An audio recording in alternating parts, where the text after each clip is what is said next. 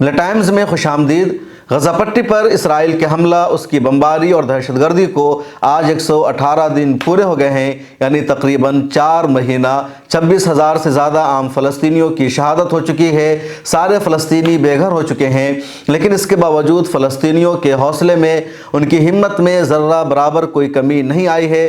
Hamas کی طرف سے لگاتار اسرائیلی سینا پر حملہ جاری ہے۔ حماس کے لڑاکے اور مجاہدین پوری قوت کے ساتھ مقابلہ کر رہے ہیں اور زمینی لڑائی میں اسرائیلی سینا کو لگاتار زبردست نقصان اٹھانا پڑ رہا ہے۔ دوسری طرف اسرائیل نے غزہ پٹی پر چاروں طرف سے حملہ رکھا ہوا ہے اور ابھی تک اسرائیل کے حملوں میں کوئی کمی نہیں آئی ہے۔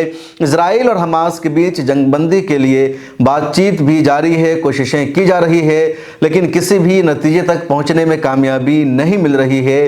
مصر، قطر اور امریکہ کی ثالثی ہو رہی ہے۔ یہ تینوں ممالک اور ان تینوں ممالک کی انٹیلیجنس مل کر کوششیں کر رہی ہے کہ جنگ بندی ہو جائے، لیکن اسرائیل اور حماس اپنی اپنی شرطوں پر اٹل ہے۔ حماس کا کہنا ہے کہ جب تک مکمل طور پر جنگ بندی نہیں ہوگی، اسرائیل کی سینا غزہ پٹی سے باہر نہیں نکل جائے گی، اس وقت تک ہم جنگ بندی کے معاہدہ پر عمل نہیں کریں گے، کسی بھی قیدی کو ہم آزاد کرنے والے نہیں ہیں۔ دوسری طرف اسرائیل کا کہنا ہے کہ ہم نے غزہ پٹی پر حملہ کرنے کے لیے یا 7 اکتوبر کا بدلہ لینے کے لیے اپنا 3 ہدف طے کیا تھا اور اس میں سے کسی میں بھی کامیابی نہیں مل سکی ہے۔ جنگ بندی کا مطلب یا اپنی سینا کو غزہ پٹی سے نکالنے کا مطلب یہ ہے کہ حماس دوبارہ مضبوط ہو جائیں گے، غزہ پٹی پر ان کا کنٹرول جاری رہے گا اور پھر 7 اکتوبر جیسا واقعہ دوبارہ ہو سکتا ہے۔ ہمارا ملک امن میں نہیں رہ سکتا ہے، سکون کے ساتھ نہیں رہ سکتا ہے، ہماری ترقی کی رفتار اسی طرح رکی رہے گی۔ اس لیے جب تک حماس کا خاتمہ نہیں ہو جائے گا، اس وقت تک ہم جنگ بندی نہیں کر سکتے ہیں۔ جنگ بندی کا مطلب یہ ہے کہ حماس کو ریلیف ملے گی، حماس کا فائدہ ہوگا، اور یہ جو قیادت فلسطین کی منتشر ہو گئی تھی، آزادی کی تحریک کو جو ہم مٹانا چاہ رہے ہیں، وہ دوبارہ سے مضبوط ہو جائے گی۔ اس لیے جنگ بندی کسی بھی صورت میں نہیں کی جائے گی۔ جنگ بندی کا مطلب یہ ہوگا کہ پچھلے 4 مہینہ میں جو ہم نے نقصان اٹھایا ہے، اپنی اکنومی کو برباد کیا ہے، اپنے ہزاروں شہریوں اور فوجیوں کو ہم نے جو قربان کیا ہے، اس کا ہمیں کوئی بھی فائدہ نہیں مل پائے گا، الٹا نقصان ہی ہمارا ہوگا۔ اس لیے جنگ بندی نہیں ہو سکتی ہے اور اسی وجہ سے کوئی بھی معاہدہ نہیں ہو پا رہا ہے۔ اس بیچ زمینی لڑائی میں اسرائیل کا نقصان بڑھتا جا رہا ہے۔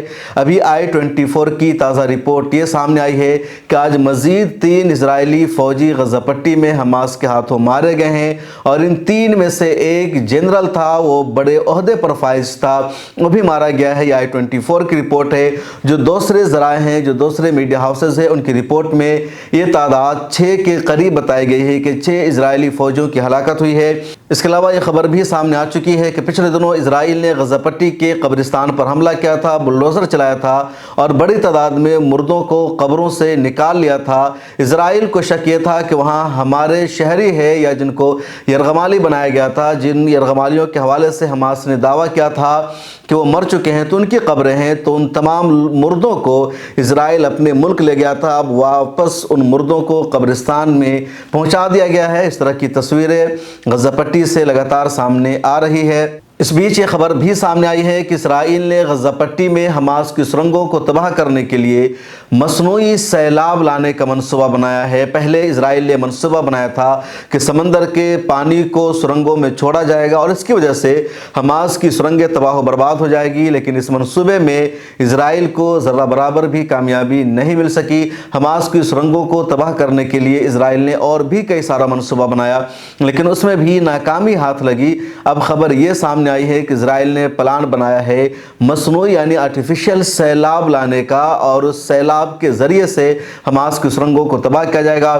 دوسری طرف جو رپورٹ سامنے آئی ہے اس میں یہ ہے کہ جو حماس کی سرنگیں ہیں وہ بہت مضبوط ہے، 3 لیئر میں سرنگیں بنی ہوئی ہے۔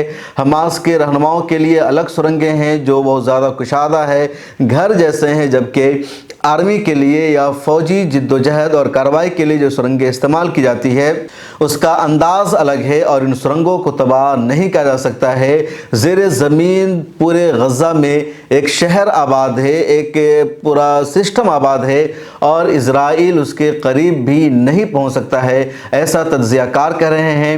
حماس کی طرف سے بار بار یہ کہا ہی جا رہا ہے کہ جنگ لمبی چلے گی اور ہم حوصلہ ہارنے والے نہیں ہیں، سالوں سال تک جنگ کرنے کے لیے हम तैयार हैं। 7 अक्टूबर को जब हमने इसराइल पर हमला किया था तो हमें अंदाज़ा था कि इसराइल का रद्द अमल ख़तरनाक होगा, भयानक होगा और हम पर लंबी जंग मुसल्लत की जाएगी, इसलिए हमने पूरी तैयारी पहले कर ली थी। इस वजह से हम कदम पीछे हटाने वाले नहीं हैं, खौफज़दा होने वाले नहीं हैं, डरने वाले नहीं हैं। और जब तक गज़ा पट्टी पर मुकम्मल जंगबंदी का माहिदा नहीं होगा इसराइल की तरफ से, उस वक्त तक किसी भी कैदी को रिलीज़ नहीं किया जाएगा। इसराइल के वज़ीर-ए-आज़म पर, इसराइल की सरकार पर कैदियों को, यरगमालियों को रिलीज़ कराने का दबाव बढ़ता जा रहा है।